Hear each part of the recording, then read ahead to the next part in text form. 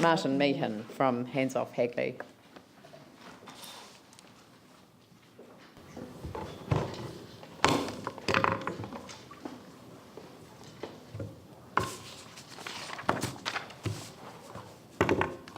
Thank you very much. Thank you. Welcome. Right. Regarding the netball fencing, Hands Off Hagley contends that this proposal needs to be considered in the context of the overall role and use of Hagley Park.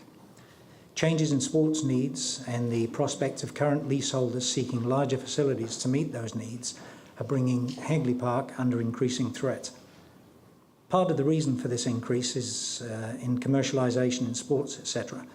The recent controversial and unprecedented grant of consent to Canterbury Cricket to develop the international level facilities at Hagley Park under the SARA legislation. Of concern is the incremental nature of these requests, more often than not approved, and the prospect of the citizens of Christchurch eventually losing or having severely compromised one of the greatest and most cherished public assets in the city. There's an old and true saying that if you don't take care of what you have, you won't have it for very long. And it's looking that way with Hagley Park. In recent years, Christchurch City Council and their Sport and Recreation Department, it has to be said, have not taken care of Hagley Park in the way that they should. It was a concession in the first place for Canterbury Netball to be allowed to set up its pavilion and outdoor courts. The area and number of courts were later extended, involving realignment of drainage in South Hagley Park. This expansion in the early 1980s was controversial, as was the establishment in the early 1990s of the current very large pavilion. The pavilion is used frequently for functions that are not netball related, which brings into question the lease conditions related to commercial use, which would apply to other buildings also within Hagley Park. Protection of an expensive asset such as the artificial surfaces of the netball courts needs to be considered. But again, the question of factoring this aspect in at the time decisions were made to commit to capital expenditure should have been considered.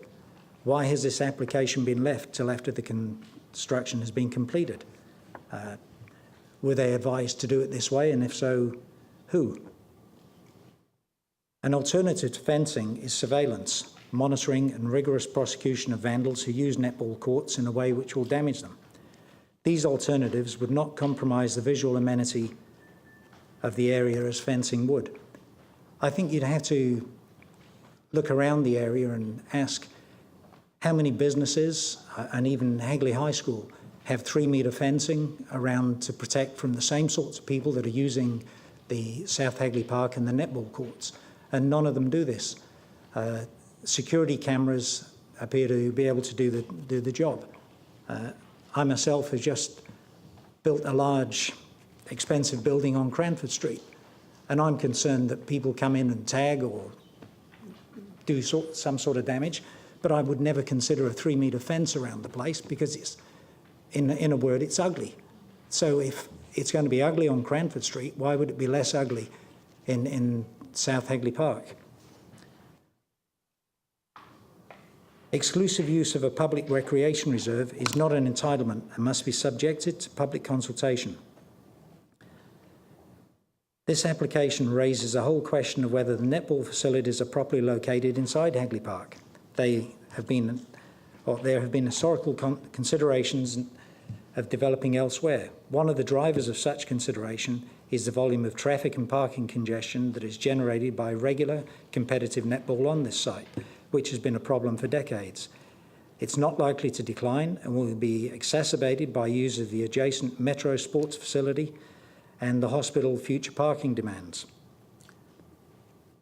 One of the other problems related to this is if you are going to put a 3-metre fence around a $500,000 investment with the netball courts to get insurance, what's going to happen in the future with the cricket oval?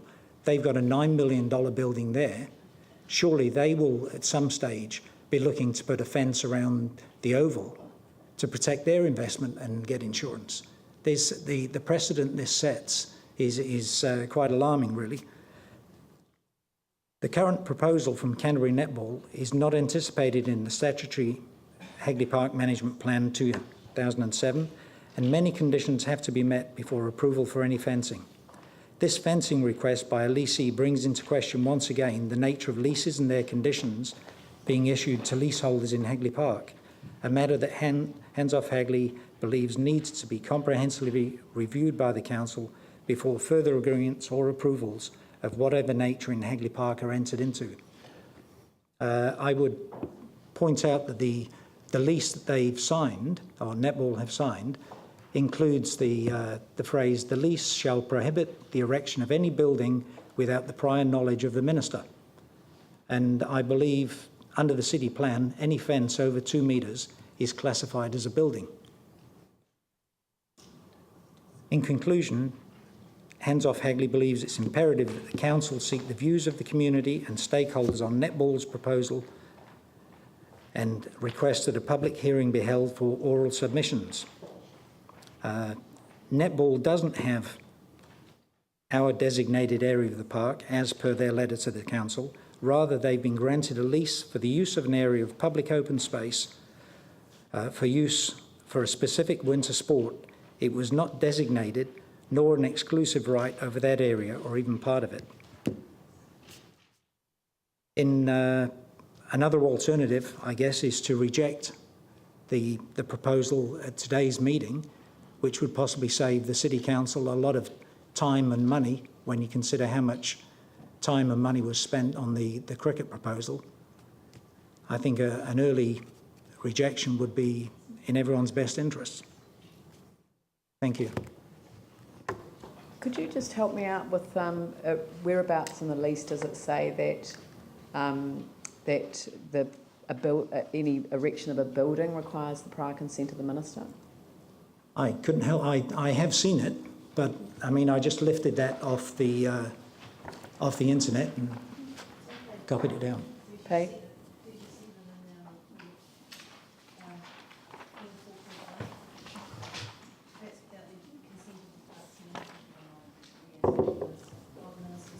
Yeah, no, the Minister, because I will certainly ask the question of our advisors as to whether there is that I mean, that's the first time I've heard that a fence would be classified as a building if it's over 2 metres. So we will get that checked out so that we can ask the question when we come to debate the actual topic. So thank you for raising that. The lease itself, as I mentioned before, said that no buildings, fences, etc. shall be erected without the prior consent of the parks manager. And the reason that this has come here is because there was a view that the parks manager, or the person that holds the equivalent position today, didn't have the appropriate delegation from the council to make that decision, even though that was the intention of the lease when it was originally drawn up. So I suspect that could be the reason behind why things look like that. There's been why the netball people understood that this was an appropriate process to go through. Yes. But I think the question has already been put to them as to why they made the decision to improve the courts without having got the decision on the fencing. Yes, I can understand that, and I fully sympathise. I would just point out that if they're concerned about people partying up on the on the netball courts, they did have a chance to put in an objection or raise some concerns at the hearing over their cricket proposal when cricket were proposing that 20,000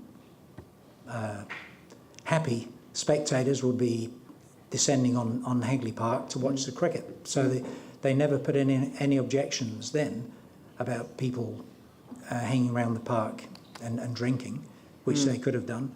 And also with the question of the skateboarders, well, skateboarders are citizens of Christchurch as well, and it is their park, although they shouldn't be on the netball courts causing damage. Is it not possible to actually put a small skateboard facility, say, opposite Hagley College there, and then that would draw them away? I can't see the sense in anybody skateboarding on a flat surface. Yeah, I agree. Not that I'm a skateboarder, but Yeah. have people got questions? Yeah. Ellie Jones? Yeah, no, I was just interested to hear you say, Martin, that if you don't take care of what you have, you won't have it very long. You could apply that to the netball courts too, couldn't you? No. That's well, the netball courts can be anywhere. Hagley Park can't. But if we don't protect these netball courts now, there's a chance we may not have them very long. Can you stop that? That wasn't. Right. Well, there could well be Wasn't damage on the new surfaces, yes. Right. But they've gone ahead and put the new surfaces in without checking. So the onus is on them to a certain extent, but we can help them by, as I say, putting something in for skateboarders a little further away in the park, and just camera surveillance will take care of most of the other problems. Everybody else in the area shares it. Why would netball be Who special? do you think should pick up the cost for those additional, the camera surveillance and skateboard? Well, I think the cost of paying your insurance fees and the cost of erecting a fence would pretty well cover your cameras. Okay. Can I just clarify one statement you made, that you ascertained that a structure over 2 metres would possibly require a resource consent, was it? Yes. Yes. The existing fence line, is that over 3 metres or 2 metres? Which existing fence is this? Well, there's an existing bit of fence there now. No, there's nothing 3 metres there. According to the map, there's an existing fence, and we're adding to it.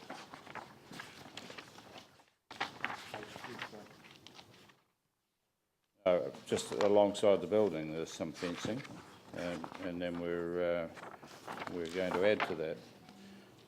Page 51 of our existing city council fence in blue. Okay. And is that 2 or 3 metres high?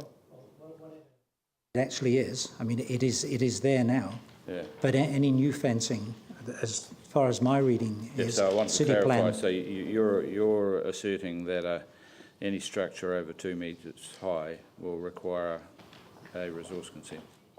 It's Well, deemed if a it's building. classified as a I building, think you yes. actually said it was deemed a building and needs a consent. Say again? I think you actually said that any structure over 2 metres high is actually deemed a building Yes. and requires a consent. So it's something I need to just follow up with our people. Yeah, So- but if you've got something there already that's over that height, I mean, it's just an existing use right. I That would is, think. yes, but in addition, Yeah. any It's- the addition, you were anything saying additional over and 2 new. metres is deemed a building and will require a consent. So I just need to follow that up. We will take advice on that. I Okay. think I indicated that. Is there any other questions? Thank you very much Thank for you. your deputation. It's my proposal that we now go directly to item 12.2,